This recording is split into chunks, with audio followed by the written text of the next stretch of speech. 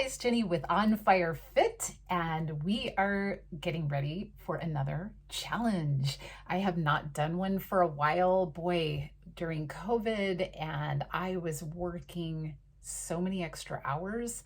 Well, I am still working a lot of extra hours, but my son wanted to do sugar detox, so we are bringing it back. We're going to start on August the 2nd, I believe. I will make it just a free group. If you want to join us, I do a Facebook group private. So if people want to post their own things that they're doing and food that they're eating and stuff, they can do that. If you just want to follow along from a distance as I post random things during the time that we do the challenge group, and you want to do it yourself, or you want to just try to find some motivation, I hope that you will come back to On Fire Fit to check it out, see if it's something that you want to participate in. Let me just give you a little brief overview of what we are doing.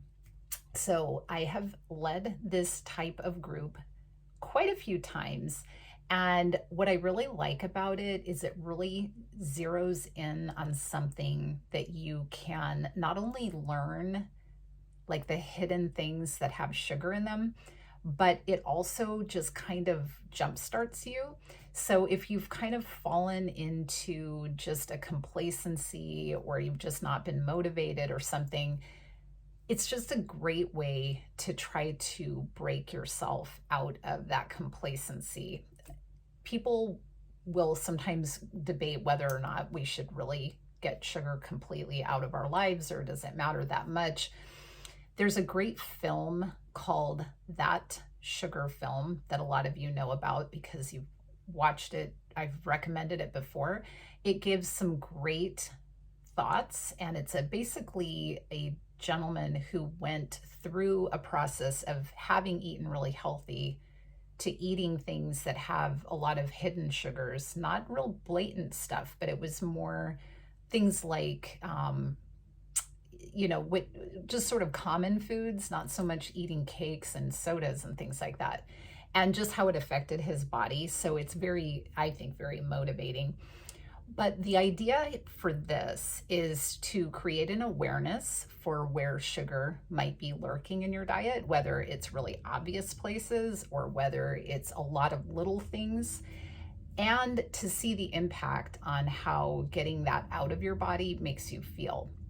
So most people have some kind of reaction to it. Maybe in the beginning, you actually have somewhat of withdrawal symptoms. So some people feel headaches. It depends on how much sugar you're having and what your sources of sugar are coming from. So for example, if you drink a ton of Coke every day, there's also caffeine in there. So you may be taking out the sugar and the caffeine, and you may feel from that. There's a lot of benefits. So my son, his skin always clears up. My skin usually is better when I don't have sugar. Also, digestion tends to be better.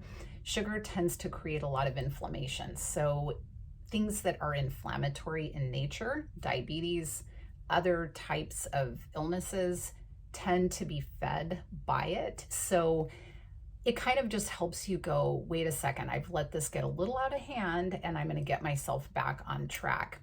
I personally have not been overindulging in obvious sugars. Lately, I haven't really been eating frozen yogurt, which everyone knows probably by now is my weakness, but I really haven't I probably have had frozen yogurt once in the last, I don't know how many months. And it's not been a real big temptation. What I always notice for myself is when I start looking for sugar in some form, whether it's something I really even like or not, I go, whoa, I've gotten a little addicted here. I've told you this before, but there was a time that I was like hunting for candy in my kids' Halloween little bag that we keep in they don't have it anymore, but this was years ago, in their little bag of Halloween candy. And I don't even like candy. And I'm like, wait, what am I doing? Every night I felt drawn to eat some kind of candy. Well, habit, addiction, combination of the two, whatever the case is. But once you break away from that, you start to realize how much better you feel. And so whether you decide you want to just continue on forever with the no sugar, that's awesome. Go for it. Whether you want this just to kind of kickstart you into eating better or making some healthier choices, awesome. So this plan, I actually have a handout, or I can give you it as a download that gives you kind of the guidelines, because I've again done this several times, and we have a certain paper that just gives you guidelines. 2 options. Option 1 is Hello Kitty, I call it, because it's the little softer version. Number 2 is hardcore. Hello Kitty allows you to have some hidden sugars in your food. For example, maybe your pasta sauce has sugar in the ingredients label. You're not necessarily going to get rid of that. Maybe you like to use stevia in your coffee, which is a plant-based sugar alternative. And I don't think stevia is bad for you, but when you are trying to retrain your taste buds not to want sugar, you want to try to get rid of all sources of sugar, artificial sugar, or sugar replacements, because your taste buds have gotten addicted to sweetness. And so really to try to break that addiction, you kind of just want to get away from it altogether. So in the Hello Kitty version, though, you would be allowed to use things like stevia. If there's some kind of sweetener in your cereal, whatever the case might be, like Cheerios has a little bit, tiny bit of sugar, that would be Hello Kitty.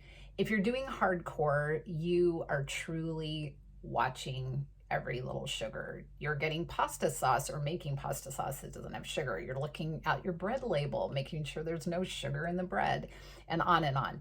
You don't have artificial sweeteners. Yes, you can have fruit.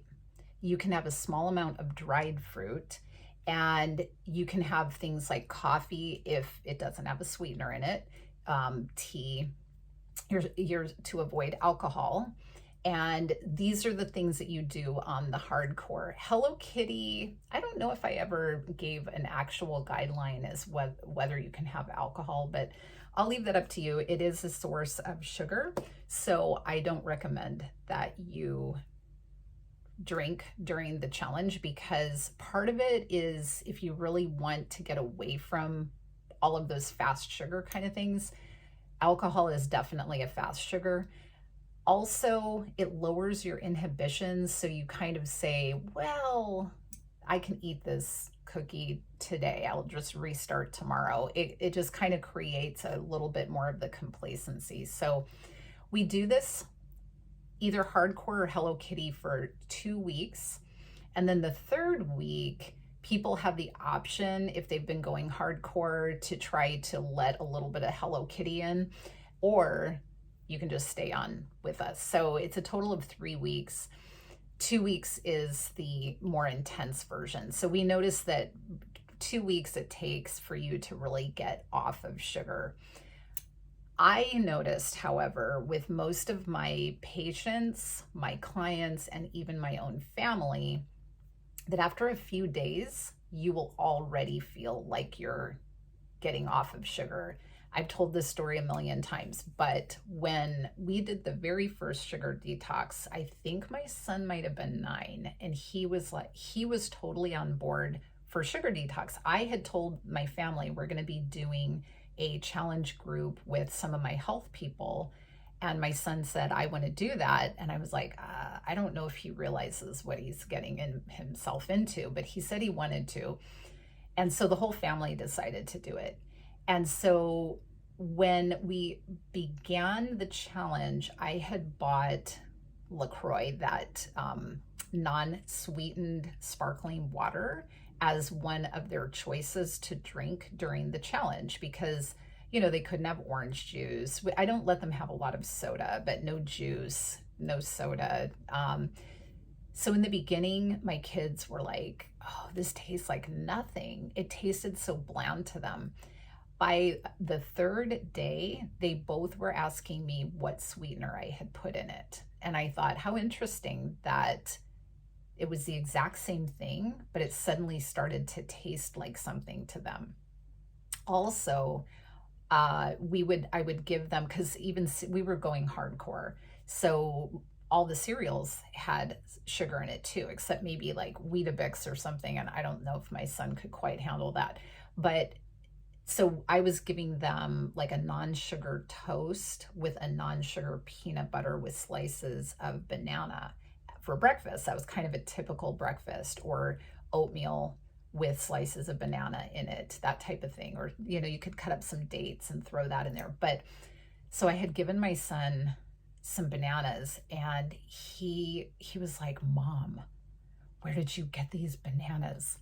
They're so sweet. Did you put sugar on them? I've never tasted such good bananas before." And of course, this was like 3 or 4 days into the challenge. And I'm like, they're the same bananas. They're just sweeter because now your taste buds woke up. So it was very exciting and cool to see, especially from the aspect of kids. But for all of us, just how much flavor our food has if we eat it in its more natural way. So I hope that you will consider joining us. It's really fun to see how you feel and how your body reacts. In the closed private group that I do, most of us will post foods that we're eating, or just kind of motivation for each other. And I don't care if it's a big or small group. I just love how being together, even though it's virtual, makes you just sort of feel like you're not alone and you're not doing this alone. And it gives you a little bit more of that stick to it drive that we all need. I also would like this group, though, to be very focused on pouring in the good stuff. So sometimes we focus so much on taking away bad that we feel like we're in deprivation mode all the time. And I want us to feast on good. So this is an on fire feast that we will be participating in. And that's going to include even subtle things like, do we tend to let the negative, sugary thoughts, bad thinking, things that damage us into our brain and into our life? Or do we say, wait a second, I'm pouring in God's truth and the good things, and I'm not going to focus on all the negative. I'm going to focus on all the good things. I think that's a big part of this too. So the more that we build up our mentality into a healthy place, the more that it impacts our whole body. So I hope that you got a little something to figure out what you're going to do. Join us from a distance. Come into my group, follow along, either Hello Kitty or hardcore, whatever you like. And so I will see you on August 2nd. If you would like to be in the private group, like I said, it's on Facebook. Just make a comment, send me a message or whatever, and I will put you in our group. If you're going to watch from afar, just make comments as we go. And it's going to be sporadic how we do that, as far as like, I'll just be posting random things, hopefully to help keep us all motivated. But I hope that you will consider joining us, because it's a lot of fun. Okay, thanks so much for being here. And I hope that you're living today on fire.